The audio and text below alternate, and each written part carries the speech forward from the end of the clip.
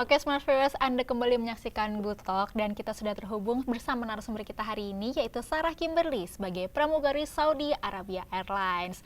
Halo Sarah, apa kabar? Hai semuanya, hai Smart Viewers. Baik banget nih kabarnya, sehat Alhamdulillah.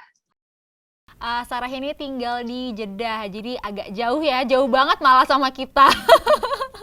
Jauh, mesti terbangnya 9 jam dulu kalau ke Jakarta mah. Nah, betul banget. Terima kasih sebelumnya udah mau nyempetin waktunya untuk ngobrol-ngobrol sama kita tentang pramugari. Karena kita akan membahas lebih dalam lagi nih tentang pekerjaan-pekerjaan pramugari. Nah, sebetulnya nih Sarah ini kan sekarang sudah bekerja sebagai pramugari di Saudi Arabia Airlines. Nah, apakah sebetulnya pramugari menjadi cita-cita kamu? For your information itu sama sekali enggak sih. Piana itu enggak pernah terbersit buat aku buat jadi pramugari. Malah aku tuh dulu waktu kecil pengennya tuh jadi artis. Sampai sekarang sebenarnya masih pengen sih jadi artis, tapi kayaknya nggak kesampaian gitu. Oke, oke, oke. Jadi dari kecil cita-cita sempat mau jadi artis. Kayaknya sama aku sih. Iya, terus malah emang makin gede SMP SMA gitu kayak kayaknya jadi host presenter tuh kayaknya menarik deh kerja di TV gitu kan. Ya kayak kakak gitu. Cuma malah malah mencong ke pramugari. Oke. Nah, kalau kita boleh tahu sudah menduduki karir sebagai pramugari itu dari umur Mm. berapa dan sudah berapa lama? Dari lulus kuliah, aku lulus kuliah 2018 langsung langsung jadi langsung apply ke pramugari itu. Cuma ke maskapai ini doang aja, nggak pernah ke maskapai lain. Bener-bener itu waktu itu ceritanya iseng. Aku kan basicnya hotel management kan, 2000 lulus tahun 2018 hotel management, terus ya udah ngerjain iseng, pas lagi ngerjain bab satu mau skripsi, terus ya udah kepikiran jadi pramugari gitu, kayaknya bosen deh di hotel gitu, kayak pengen cari yang baru, akhirnya ya udah apply aja, drop CV di emailnya si maskapai ini, padahal waktu itu belum buka lowongan, so iya aja, so pede aja masukin CV. Terus ya udah tiba-tiba 3 bulan kemudian kepanggil, disuruh ayo datang gitu, tahap 1 gitu. Wow. Dari yang nggak sengaja jadi pekerjaan ya sekarang. Iya, benar. Jadi kadang yang iseng tuh malah membuahkan rezeki ya, daripada yang dimauin gitu, kayak nggak lolos-lolos gitu. Iya, iya, iya. Nah, kalau untuk mau jadi pramugari sendiri, apalagi misalnya kamu kan basicnya mungkin dari hotel manajemen. Aku sejujurnya aku agak kurang tahu sebetulnya basic sebagai pramugari itu seperti apa gitu. Tapi ada nggak sih syarat khusus untuk proses di mana kamu syarat-syarat yang harus kamu lalui untuk akhirnya jadi pramugari? Sebenarnya untuk pramugari itu semua airline sebenarnya sama sih, mayoritas tahapannya tuh banyak banget ya. Tapi kalau syarat utama, hal basic sih sebenarnya secara fisik ya. Mungkin dulu kalau di maskapai aku namanya tuh judulnya pre-screening. Jadi aku dilihat datang ke agennya itu, waktu itu daerah Kalibata, terus dia itu pengen tahu tinggi badan aku sama berat badan aku apakah proporsional atau tidak sesuai dengan tabel BMI, Body Mass Index. For example, kalau misalnya aku tingginya 172, aku itu harus berat badannya 59 sampai 67 kilo. Jadi nggak boleh underweight, nggak boleh overweight gitu ya. Terus juga arm reach-nya 212 cm. Ini semua maskapai mostly sama sih. 212 cm itu gimana cara ngukurnya? Itu jadi dari lantai ditarik pakai meteran gitu lah ya, di tembok gitu kan, 212 cm. Terus kayak ditandain aja pakai lakban hitam, kayak kamu tuh disuruh touch gitu lakban hitam itu gitu. Terserah, pokoknya itu nggak pakai sepatu kan, nggak pakai alas kaki, mau jinjit kayak mau apa kayak, pokoknya 212 cm itu harus kecapai gitu. Ya kalau aku sih pada saat itu ya cuma tinggal hop gitu ya kan, langsung nyampe gitu. Terus sama nggak boleh ada luka atau goresan di sikut sampai jari tangan, sama leher sama muka gitu sih. Kalau tai lalat pun juga nggak boleh ada yang timbul. Kalau yang timbul nanti sama mereka masih ditanya gitu, mau di laser atau enggak gitu. Kadang kan mungkin ada orang yang nggak mau ngelaser ya, karena mungkin itu tanda lahirnya turunan keluarga kali mungkin, apa gimana gitu. Ada sih waktu itu teman aku juga nggak mau laser gitu. Cuman kalau emang mau di laser ya masih diizinin, oh ya udah oke, masih kayak ditandain gitu. Sama yang paling penting bahasa Inggris sih untungnya. Inggris harus lancar, TOEFL gitu. Mostly itu sih Kak, sama medical check up-nya. Medical check up-nya juga beberapa kali kan, dan dari yang basic tuh kan paling biasanya pasti urin, darah gitu, sampai kalau lolos medical check up 1, ntar lanjut lagi yang kedua, kita harus EKG, harus tes kekuatan mata, pokoknya agak-agak ronsen dada yang gitu-gitu, baru deh itu sih. Itu sih Kak palingan. Oke, Sarah, untuk menjadi pramugari nih, selain mungkin ada beberapa persyaratan atau apa-apa, apa sih pelatihan yang mungkin harus kamu lalui? Karena kan kalau misalkan untuk jadi pramugari sebetulnya sama ya, sebetulnya sama pilot ada license-nya gitu, ada surat izinnya lah gitu. Nah, untuk kamu Benar, mencapai perizinan itu, kamu harus benar. melewati tahapan apa sih gitu, dan berapa lama? Kalau di masa payah aku sih itu sekitar 2 bulan lebih aja sih, kalau aku nggak salah inget ya. Dan yang pasti itu yang paling penting harus namanya ngelewatin yang service sama safety. Kalau misalnya service itu kan gimana cara kita melayani penumpang, servisnya tuh apa gitu kan. Apakah misalnya jadi kalau di maskapai aku itu dia lagi menggalangkan program baru namanya Top 5 Service. Pada saat itu ya pas aku lagi baru mulai itu. Jadi si Top 5 Service ini adalah sebenarnya basicnya adalah menerapkan di bisnis yang dulunya bisa di bisnis kelas ke ekonomi kelas gitu. Jadi kalau ekonomi kelas kan mungkin maskapai lain biasanya langsung dikasih makannya pakai tray lah. Pakai tray satu kotak udah ada nasi, udah ada appetizer gitu kan, blek langsung gitu. Kalau waktu itu aku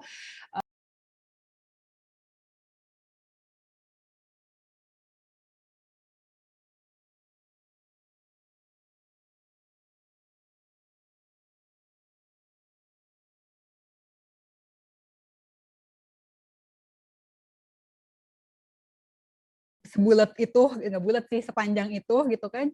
Ya kalian kan sebagai penumpang pasti kan bergantung sama kami ya, sama pramugari atau sama pilotnya gitu kan. Pramugari, pramugara dan pilotnya sama awak kabinnya gitu kan.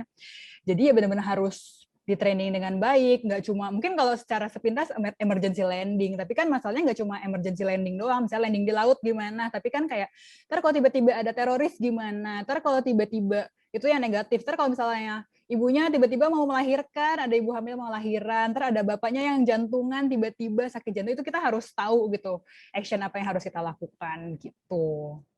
Itu sih basicnya.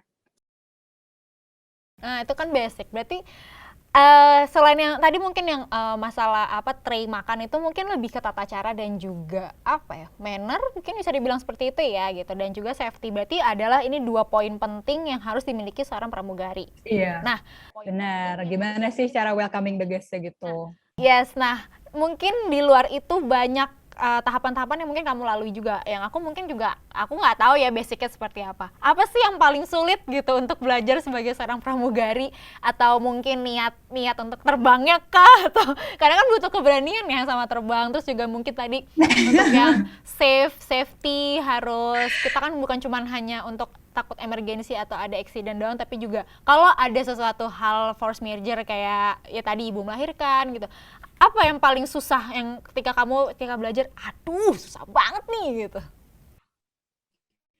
Kalau menurut aku yang paling susah sih safety ya, karena kan ini benar-benar pekerjaan pertama aku sebagai pramugari. Mungkin kalau masalah service, pertama udah biasa, mungkin kalau di hotel ya udah terbiasa gitu ya dengan service melayani orang, senyum, kayak gitu mungkin udah terbiasa. Dan juga kalau service itu kan bisa di-adjust ya.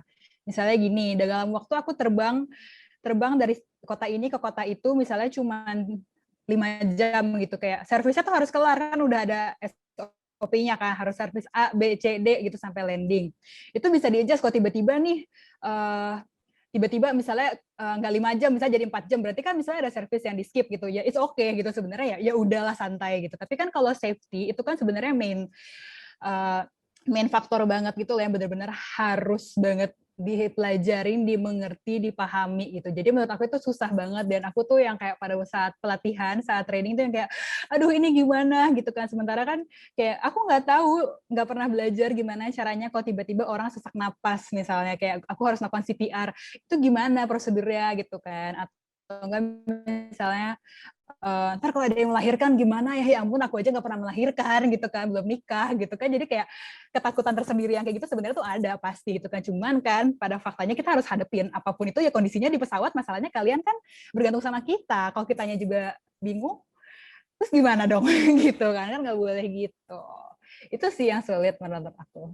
Iya benar-benar karena juga kita nggak boleh panik sebetulnya kan dengan ada hal kayak gitu kita nggak boleh ikutan panik. Kalau misalnya kita panik ya gimana penumpangnya kan, apalagi pramugari itu bisa dibilang sebuah tanggung jawab yang cukup besar kan kayak gitu. Bener. Jadi ya aku bisa ngebayangin sih. Bener, nggak boleh. Nah kalau misalnya apa ya suka dukanya deh, aku boleh tahu gak suka duka kamu untuk jadi pramugari yang sudah kamu jalani ini apa? Atau mungkin ada pengalaman yang seperti itu?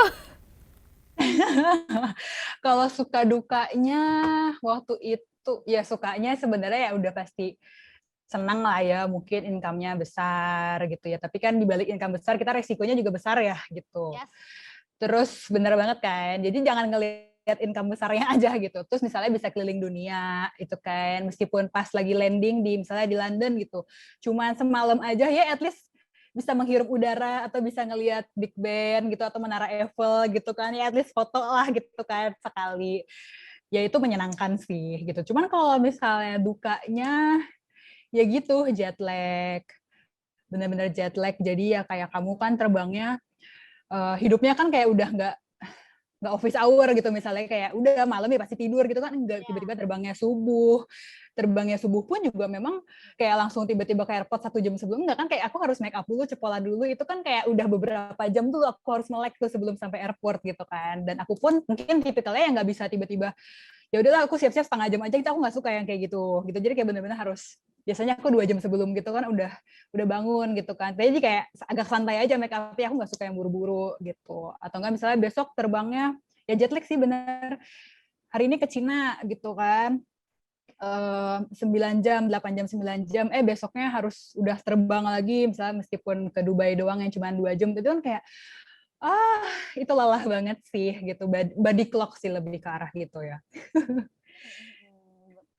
Berat juga ya, apalagi mungkin harus jaga penampilan juga ya kan, selain harus menikmati sih around the world lah ya, udah kemana-mana gitu, walaupun emang cuma semalam ya nitip-nitip oleh-oleh sih mohon maaf gak bisa ya mohon maaf udah kejar waktu gitu. Nah tapi kalau misalnya kita ngomongin soal terbang ya kan, kamu sendiri juga tadi udah bilang kalau udah kemana-mana, udah ke London, udah ke sini, ke sana kemari gitu. Tapi pernah nggak tuh ada rasa takut untuk terbang? Karena jujur, aku itu adalah salah satu masyarakat yang sebetulnya sejujurnya takut sama perjalanan udara. Mohon maaf ya warga-warga. Jadi tapi beneran aku tuh nggak apa-apa. Apa ya? Aku tuh beneran sih se takut itu gitu, karena mungkin banyaknya banyaknya berita-berita dan juga kejadian-kejadian yang itu benar-benar bikin aku aduh takut. Tapi kalau kamu sendiri ada nggak rasa takut gitu?